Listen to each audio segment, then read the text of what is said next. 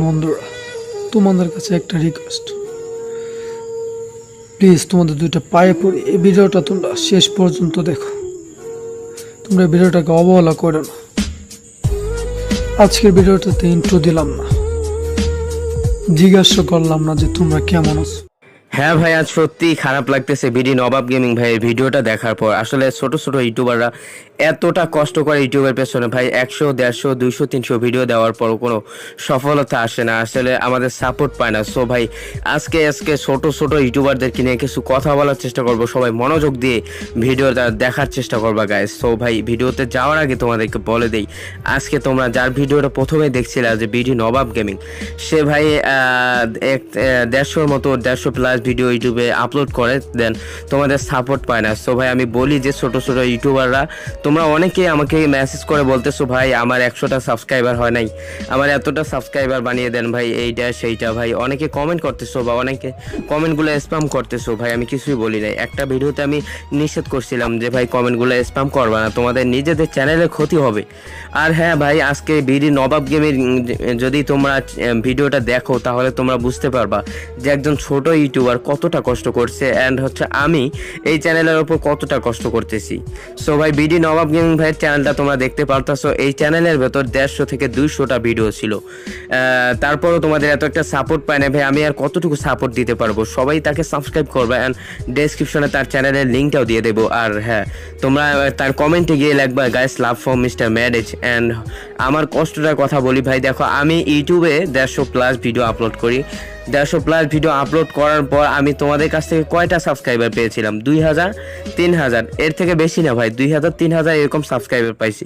But আমি কখনোই ভাই, আমি কখনো কোনো একটা ইউটিউবারের কাছে যাই নাই বা এরকম বলি নাই ভাই আমাকে একটু সাপোর্ট করেন, আমি উঠতে পারতাছি না ভাই। আমি দেখো সারা রাত দিন মানে ভিডিও বানার জন্য চেষ্টা করতাম ভাই, মানে এক জায়গায় ভয়েস দিতে পারতাম না, বাসায় এতটা প্রবলেম হইতো যে সবাই চিল্লাচিল্লি করতো এইটা সেইটা, আমি ভয়েস দিতে পারতাম না ভিডিওতে।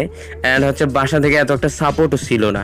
সো ভাই আমি এখন একটু হয়তো বা তোমাদের সাপোর্টে উঠে গেছি। অ্যান্ড হচ্ছে যারা ছোট ইউটিউবার আছো গাইস, মানে নতুন চ্যানেল খুলছো, 5-10টা ভিডিও দেও নাই, এরকম মানুষরা আসে কমেন্ট করতেছো ভাই আমাকে একটু সাবস্ক্রাইব করেন। ভাই আমি অবশ্যই বলি যে তাদেরকে সাবস্ক্রাইব করেন, অবশ্যই ভাই তোমরা সাবস্ক্রাইবার পাবা। কিন্তু হচ্ছে এখন কথা হচ্ছে তোমরা যে 10টা 5টা ভিডিও আপলোড করো নাই, এই সময় তোমরা সাপোর্ট সবার কাছ থেকে খুঁজতেছো ভাই। আসলে তোমরা যখন বড় ইউটিউবার হবা, তখন একজন ইউটিউবার যদি তোমাকে দেখে বা সবাই মানুষ তো দেখবে, তখন কিন্তু তোমাকে বলবে যে তুমি একজন ইউটিউবার, এত বড় ইউটিউবার হইলা, এর আগে তুমি সাপোর্ট নিছো বা সবার কমেন্টে গিয়ে এরকম লিখছো যে ভাই আমাকে সাবস্ক্রাইব করেন, এইটা সেইটা করেন। ভাই অবশ্যই তোমরা এইটা থেকে দূরে থাকো ভাই, এইটা কখনো লিখবা না। কারণ হচ্ছে তোমার চ্যানেলটা আজকে যদি বড় না হয় কালকে বড়ও হতে পারে। তোমরা বিডি নবাব গেমিং ভাইয়ের ভিডিওটা দেখো আর হ্যাঁ তাকে একটু সাপোর্ট করো গাইস, সবাই সাপোর্ট করে। তার কষ্টটা আসলে খুবই আমার কাছে খারাপ লাগে যে 100-150 ভিডিও দেওয়ার পর এরকম তোমাদের কাছ থেকে হয়তো একটা সাপোর্ট পাচ্ছে না। সো আমার ডেসক্রিপশনে লিঙ্ক দেওয়া থাকবে, অবশ্যই তাকে সাপোর্ট করবা। আর আমার যে কষ্টের ভিডিও, আমি কিভাবে এত উপরে উঠলাম গাইস, এটা নিয়ে একটা ভিডিও আসবে, অবশ্যই তোমরা দেখবা গাইস। আর চ্যানেলে নতুন হয়ে থাকলে অবশ্যই চ্যানেলটাকে সাবস্ক্রাইব করবা, ভিডিওটাকে একটা লাইক করবা গাইস। আর হ্যাঁ বিডি নবাব গেমিং ভাইয়ের ভিডিওটা তোমরা দেখো আর তাকে একটু সাপোর্ট করো গাইস। আমার এইটুকু বলার ছিল, তোমরা বিডি নবাব গেমিং ভাইয়ের ভিডিওটার একটু শোনো গাইস, তোমরা ও যে কতটা কষ্ট করে। বন্ধুরা, তোমাদের কাছে একটা রিকোয়েস্ট, প্লিজ তোমাদের দুইটা পায়ে পড়ে এই ভিডিওটা তোমরা শেষ পর্যন্ত দেখো। তোমরা ভিডিওটাকে অবহেলা করো না। আজকের ভিডিওটাতে ইন্ট্রো দিলাম না, জিজ্ঞাসা করলাম না যে তোমরা কেমন আছো।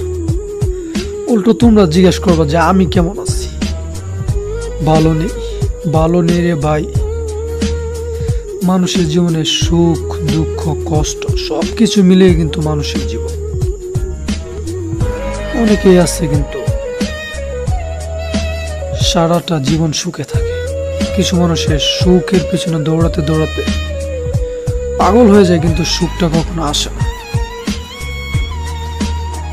দুঃখটা মানুষের জীবনে খুব তাড়াতাড়ি আসে পড়ে, কিন্তু সুখটা মানুষের জীবনে খুব তাড়াতাড়ি আসে না। আমার জীবনের কষ্টের কাহিনী যদি তোমাদেরকে বলি, আমি যদি আমার জীবনের দুঃখের কাহিনী তোমাদেরকে সারা জীবনও বলি, তবু আমি বলে শেষ করতে পারবো। কারণ আমি এতটুকুই কষ্ট করছি জীবনে, যে কষ্টের আমি যদি ব্যাখ্যা দেওয়া যায়, আমি আজীবনও যেহেতু লেখা যায় খাতার মধ্যে, আজীবনও লেখা শেষ করতে পারবো না যে আমি কি কষ্ট করছি। যে আমি হচ্ছে একটা মধ্যবিত্ত ফ্যামিলির ছেলে না রে ভাই, আমি একটা দিন আনে দিন খাই। যে মানুষটা কিনা আজকে যদি কাজ না করে তাহলে পরের দিন খাইতে পারবে না, না খেয়ে থাকবে, আমি হচ্ছে এই ফ্যামিলির ছেলে। তোমরা অনেকে বলবা যে এই জিনিসগুলো তুমি কেন শেয়ার করতেছো আমাদের সাথে। এটা শেয়ার করার একটা কারণ হচ্ছে, সেটা হলো আমার মনটাকে হালকা করার জন্য। আমি কষ্টটা যদি তোমাদের কাছে শেয়ার করে আমি ভুলে থাকতে পারি আমার জীবনের কষ্ট। তোমরা অনেকে ভাববা যে এটা একটা ভিডিও ভাইরাল করার প্রসেস। আরে ভাই, তোমরা যারা যারা ভাবতেছো যে এটা ভিডিও ভাইরাল করার প্রসেস বা একটা দান্দামি যে ভিডিও ভাইরাল করার জন্য, তোমাদের দুইটা পায়ে পড়ে তোমরা এই ভিডিওটা দেখো না, তোমরা ভিডিওটা থেকে চলে যাও। অযথায় তোমরা পরে আমার কমেন্টে গালি দেবা, আমি এটা সহ্য করতে পারবো না। ভাই, তোমাদের দুইটা পায়ে পড়ে তোমরা এখন চলে যাও। সব মানুষের কিন্তু স্বপ্ন থাকে জীবনে বড় কিছু হওয়ার। আমারও একটা স্বপ্ন ছিল, কিন্তু এই স্বপ্নটা আমি পূরণ করতে পারি না। এখন আদৌ কোনোদিন হবে কি হবে না আমি এটা নিজেও জানি না, কিন্তু আমি আমার স্বপ্ন পূরণ করার জন্য পাগল। আমি অলরেডি কিন্তু পাগল হয়ে গেছি আমার স্বপ্ন পূরণ করার জন্য। স্বপ্ন পূরণ হোক বা না হোক, আমি সারা জীবন পাগল হয়ে আমি স্বপ্ন পূরণ করার চেষ্টা করব। আমি ক্লাস 5 থেকে আমি মানুষের দোকানে কাজ করি। দোকানে কাজ করে যত টাকা পাইতাম সব টাকা কিন্তু আমার বাবারে দিয়ে দিতাম, ফ্যামিলিতে দিয়ে দিতাম। কারণ ফ্যামিলিতে দিতে হবে, ফ্যামিলি থেকে কি পাইছি না পাইমো এটা কিন্তু আমি আশা করি। যত টাকা আমি আয় করছি তত টাকা আমি ফ্যামিলিতে দিয়ে দিছি। কিন্তু একটা সময় এসে যখন আমি ক্লাস 8-এ উঠলাম, তখন আমি একটা সোয়েটার ফ্যাক্টরিতে চাকরি নিলাম। সোয়েটার ফ্যাক্টরিতে চাকরি নেওয়ার পর ক্লাস 8-এ আমি 1 বছর কোনো লেখাপড়া করি নাই। লেখাপড়া করার পর আমি পরীক্ষা দিই। পরীক্ষা দিয়ে আমি 3 পয়েন্ট পাই, ওইটা আমার কাছে A+ সমান। এরপরে কন্টিনিউ চাকরি করি। চাকরি করতে করতে যখন SSC পরীক্ষার সময় হয়, নিজের টাকায় নিজে চলছি। ফ্যামিলি থেকে কোনো বলিনি যে আমার 10 টাকা দাও, আর ফ্যামিলি থেকে বললে দিবে না। কেন দেবে না? কারণ দিতে পারবে না। সব ফ্যামিলি চাই যে ছেলেকে ভালো করে মানুষ করে, কিন্তু আমার ফ্যামিলিতে নাই। আমার ফ্যামিলি কি দিবে? দিন আনে দিন খাই, বুঝে তো ওই ফ্যামিলি আর কি দেবে? এরকম দেখতে দেখতে ক্লাস 10-এ পরীক্ষা আসলো, SSC পরীক্ষা। SSC পরীক্ষা দিলাম, SSC পরীক্ষাতে পাশ করলাম। কিন্তু SSC পরীক্ষার মাঝে 2 বছর আমি একটা দিন ক্লাস করতে পারি নাই, একটা দিন স্কুলে যাই নাই। কিন্তু আমি পরীক্ষা দিই, আমার সুপারের ভালোবাসায় কিন্তু আমি পরীক্ষা দিতে পারছি। আমি স্কুলে যাই নাই, তবু আমাকে স্কুল থেকে বের করে নাই। পরীক্ষা দিতে দিয়েছিল আমার 9 রেজিস্ট্রেশন ওরাই করে দিয়েছিল, স্কুলের টাকা দিয়ে করে দিয়েছিল। পরে যখন SSC পরীক্ষার সময় আসে, পরীক্ষা দিই।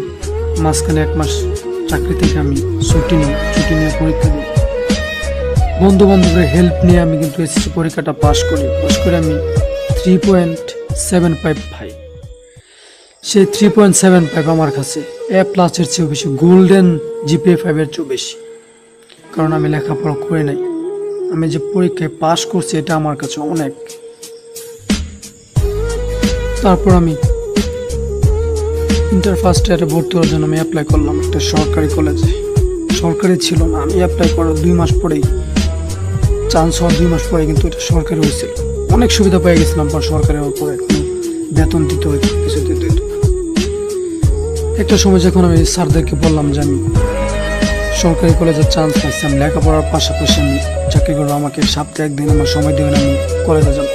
তো মানুষের চাকরি বুঝে বলছে, তুমি যদি চাকরি করো তাহলে তুমি লেখাপড়া করতে পারবে না। পরে আমি কি করব, লেখাপড়া বাদ দিলাম, কলেজে যাই না। কলেজে স্যাররা বলে যে আসো না কেন। সরকারি কলেজ হয়ে গেছে, আরও নিয়মকানুন বাড়ছে, কলেজে যাই না। এজন্য ওরা কলেজ থেকে নাম কাটা দিচ্ছে, ডিলিট করে দিচ্ছে, যে করতে পারবো না, পরীক্ষা দিতে পারবো না। পরে ধরলাম free fire free fire game নামলো। ফ্রি ফায়ার গেমের প্রতি অনেক নেশা এগুলো, সবার কিন্তু একটা নেশা থাকে, কেউ ক্রিকেট খেলায় পাগল, কেউ ফুটবল খেলায় পাগল। আমি ওরকম ফ্রি ফায়ার পুরোপুরি নেশা এগুলো। ফ্রি ফায়ারে 3-4 মাস খেললাম, পর ইউটিউবে একটা ভিডিও দেখলাম যে ইউটিউবে টাকা আর্নিং করা যায়। ইউটিউবে একটা চ্যানেল খুললাম, চ্যানেল খুলে ভিডিও মেক করলাম চাকরির পাশাপাশি। যে সময় একটা ভিডিও মেক করতে করতে একটা সময় চাকরি থেকে আইসা 12 ঘন্টা চাকরি করে, এরপর আইসা আর 12 ঘন্টার মধ্যে একটা ভিডিও মেক করতে করতে, ভিডিও এডিটিং করতে করতে 4-5 ঘন্টা সময় যেত গিয়া। ভিডিওটা আপলোড দিয়ে 8 ঘন্টা সময় যেত। 20 ঘন্টা থেকে 4 ঘন্টা ঘুমাইতাম কোনোদিন, ভিডিও আপলোড দেওয়া একদিন পরে ঘুমাইতাম, একদিন পর একদিন এসে অবস্থায় এসে ঘুমাইতাম। আমি এটুকুতে খুশি ছিলাম। যত টাকা স্যালারি পাইতাম এর 75% বাসায় দিতাম। 25% থেকে 20% আমি ফ্রি ফায়ারের পেছনে ড্রেস আপ, এলিট পাস এগুলো নিয়ে না টাকা নষ্ট করতাম। 5% খাইতাম। বন্ধু বান্ধবের সাথে ভালোভাবে চলতে পারতাম না। বন্ধু বান্ধব বলতো যে তুই চাকরি করস, তুই এরপর তুই এভাবে চলস, আমাদের সাথে চলস, তুই কোনো টাকা খরচ করিস না। ফ্রি ফায়ারে খরচ করে বলতাম সব। পুরো একটা সময় ভাবলো যে সময়টা ভিডিওটা বাসায় গিয়ে এডিটিং করি, যে চাকরির একটা লাঞ্চ পাওয়ার মধ্যে 1 ঘন্টা সময়, যে 1 ঘন্টা বা এর মাঝখান দিয়ে যে আর 1-2 ঘন্টা সময় পাই, ওই 1-2 ঘন্টা আমি ভিডিও মেক। তারপর একদিন ভিডিও বানানোর জন্য আমি বসলাম, লাঞ্চের পরে 1 ঘন্টা পরে ভিডিওটা অর্ধেক করে ফেলেছি। এরপর আর অর্ধেক ভিডিওটা করার জন্য আমি বসলাম 5 মিনিট গিয়া। এরপর একজন ছাড়ে দেখে হলো মোবাইল চাপতেছে, ওরা গালিগালাজ করলো, মানুষের চাকরি বোঝাইতো কিরকম বাজে গালি দেয়। একটা ফ্যাক্টরিতে গার্মেন্ট জগতে চাকরি করলে গালি কিরকম বাজে থাকে, যারা করে তারাই জানে। পরে কান্নাকাটি করলাম। আমি করলাম যে আমার নিজেরই তো দোষ, আমি এই কাজটা কেন করলাম? আমি অন্য মানুষের চাকরি করে, আমি নিজের সুখের জন্য, নিজের শখ পূরণের জন্য আমি এই কাজটা কেন করলাম? পরে দেখে বলে আমাকে গালিগালাজ করলো, কিন্তু চাকরি থেকে বের করে নাই। পরে আর ভিডিও এখন কি মেক করতে পারবো কি পারবো না আমি নিজেও জানি না। গতকাল এই ঘটনাটা ঘটছে, তবে হয়তো আর ভিডিও ইউটিউবে আমি আপলোড দিতে পারবো না। যদি 12 ঘন্টার পর যদি যেই 12টা ঘন্টা থাকবে, 12টা ঘন্টার মধ্যে তোমরা জানো ভিডিওটা, একটা ভিডিও বানাতে 5-6 ঘন্টা সময় লাগে, ঘুমানোর সময়। তবু যদি এই সময়টা বের করে যে আমি পারি ভিডিওটা বানাইতে, তাহলে ভিডিও ইউটিউবে আপলোড দেবো। আজকের ভিডিওটা এই পর্যন্ত। ভিডিওতে একটা লাইক দাও, কমেন্ট করে জানাও আমার জীবনের কষ্ট এখানে তোমার কাছে ভালো লাগছে, তোমাদেরকে হাস্যকর মনে হচ্ছে। ভিডিওটা শেয়ার করো। আর আমার যারা আছে ওরা যাতে আমার এই ভিডিওটাতে উৎসাহ পায়, জীবনে আরও কিছু করিয়ে আছে, কোনো একটা স্পেশাল দিন তোমাদেরকে শেয়ার